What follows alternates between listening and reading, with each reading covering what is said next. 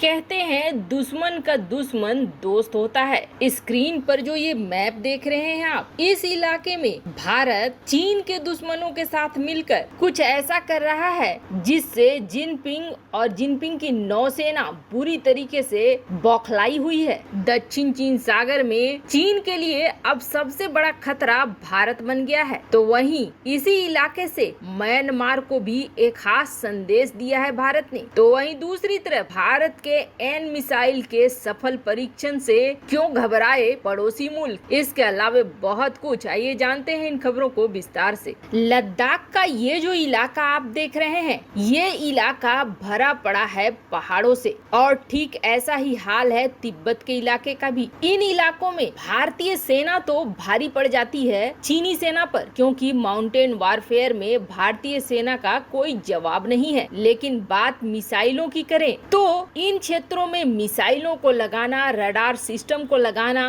बेहद कठिन होता है। ऐसी जगहों से सटीक निशाना लगा पाना और भी कठिन होता है। भारत को चाहिए थी एक ऐसी मिसाइल जो कि 1000 किलोमीटर तक के डिस्टेंस को कवर करे और साथ ही साथ जिसकी स्पीड 0.6 से 0.7 मैक हो। और सबसे बड़ी बात है, ये मिसाइल ऐसी होनी चाहिए जो कि एक साथ कई पेलोड ले जा सके और एक साथ कई टारगेट को इंगेज कर सके, सिंगल उड़ान में ही कई टारगेट को तबाह कर सके। और ऐसा जिसे लॉन्च करने के लिए पहाड़ों पर लॉन्च करना भी आसान हो, तो अंडर वाटर वेसल से भी लॉन्च करना आसान हो। ऐसी मिसाइल जिस पे सतह का कोई असर न पड़े कि वो पहाड़ों पर है या फिर जमीन पर है या फिर नौसेना उसका इस्तेमाल कर रही है। इसे बनाना कठिन था, कई बार भारत असफल भी हुआ, पर आखिरकार कल जो परीक्षण करा भारत ने, उसमें भारत ने सफलता के झंडे गाड़ ही दिए। एक ऐसा मिसाइल अब भारत के पास आ चुका है जिसे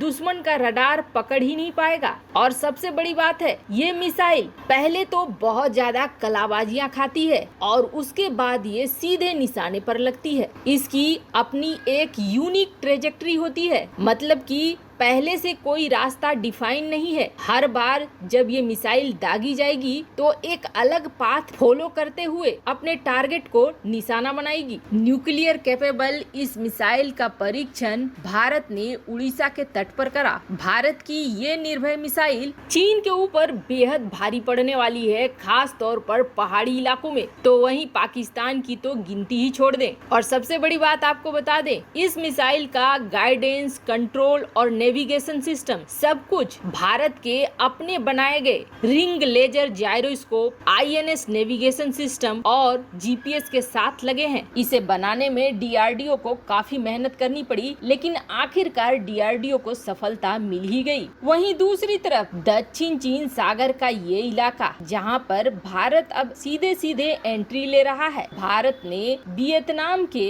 तटों पर अपने युद्धपोतों को खड़ा करके चीन को संदेश दिया, और वो तट जिसे चीन अपना मानता है। तो आपको बता दे, ये जो इलाका आप देख रहे हैं, यहाँ थाईलैंड, वियतनाम, कंबोडिया, ये 3 ऐसे देश हैं और चौथा एक चीन भी। ये ऐसे देश हैं जो कभी दोस्त कभी दुश्मन वाले हालात में रह चुके हैं। इतना ही नहीं, इन देशों ने तो एक दूसरे के साथ युद्ध भी कर लिया है। थाईलैंड, वियतनाम, कंबोडिया और चीन आपस में बुरी तरीके से भिड़ भी चुके हैं। एक वक्त था जब थाईलैंड और वियतनाम में लड़ाई चल रही थी, तब थाईलैंड ने अपने देश से अमेरिकी सोल्जर्स 10,000 अमेरिकी सैनिकों को उतार दिया था वियतनाम के खिलाफ। थाईलैंड में कई सारे बेस बने हुए थे अमेरिका के, पर अब ऐसा है कि थाईलैंड, कंबोडिया, वियतनाम ये अमेरिका के दोस्त बन चुके हैं और इन तीनों का एक ही दुश्मन है, और वो दुश्मन है चीन। इस इलाके की बात करें तो इस इलाके में Vietnam, Cambodia, Thailand, Malaysia, Philippines, Brunei, ये सारे चीन के कट्टर वाले दुश्मन बन चुके हैं। तो वहीं एक छोटा सा देश ताइवान भी इस जुगलबंदी में जुड़ चुका है। साधारण भाषा में कहें तो ये पूरा इलाका ही चीन के खिलाफ है। हाल ही में ताइवान के रक्षा मंत्री ने ये साफ कहा है कि ताइवान को चीन के साथ युद्ध करने के लिए तैयार रहना चाहिए, क्योंकि ये लड़ाई बढ़ेगी और ये लड़ाई होकर रहेगी। पर अब तक भारत यहाँ पे एंट्री नहीं ले रहा था। पहली बार हुआ जब भारत ने अपने युद्धपोतों को दक्षिण चीन सागर में घुसा दिया और वियतनाम की तटों से चीन को संदेश दिया। पर मामला यहीं तक नहीं रुका। चीन उस वक्त बौखलाया जरूर, पर उसने सोचा भारत को डरा देगा,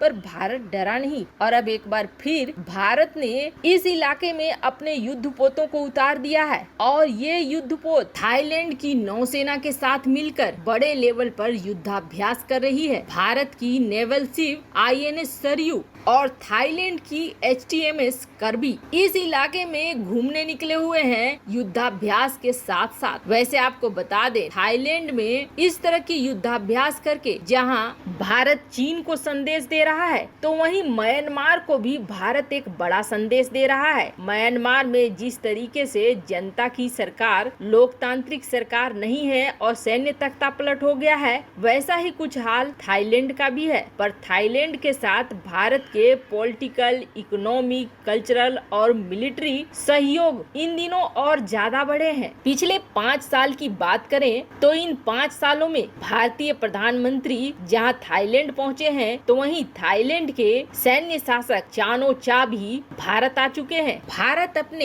एक्ट ईस्ट पॉलिसी पे चल रहा है, तो थाईलैंड भी अपने एक्ट वेस्ट पॉलिसी पे चल रहा है। इस युद्धाभ्यास से सबसे ज्यादा समस्या खड़ी हो रही है चीन को, क्योंकि चीन ये समझ रहा है कि आपको बता दें, भारतीय नौसेना और थाईलैंड की नौसेना एक दूसरे के साथ काफी फ्रेंडली है। दोनों ही देशों के बीच कई तरह के सहयोग हैं। सिर्फ नेवी ही नहीं, भारतीय थल सेना ने भी थाईलैंड की थल सेना के साथ मैत्री नाम के जॉइंट संयुक्त युद्धाभ्यास को 2019 से ही करना शुरू किया है। इसके अलावे इस इलाके में अमेरिका की भी एंट्री हो रही है। अमेरिका, थाईलैंड और भारत जल्द ही एक और बड़ी एक्सरसाइज इस इलाके में कर रहे हैं, रिम ऑफ पैसिफिक के नाम से, और ये सब कुछ हो रहा है चीन की घेराबंदी के लिए। तो वहीं यहीं से म्यांमार को भी संदेश जा रहा है कि भारत जिस तरीके से थाईलैंड में सैन्य सरकार होते हुए भी थाईलैंड के साथ रिश्तों को बनाकर रख रहा है और आगे चल रहा है, वैसा ही भारत म्यांमार के साथ भी करेगा। म्यांमार के लिए भी ये एक बड़ा संदेश है। वैसे आपको क्या लगता है, क्या थाईलैंड और दक्षिण चीन सागर में भारत अपनी पहुंच बढ़ाकर सही कर रहा है? कमेंट कर अपनी राय जरूर बताएं। जल्द मिलते हैं अगले वीडियो में नई खबर के साथ।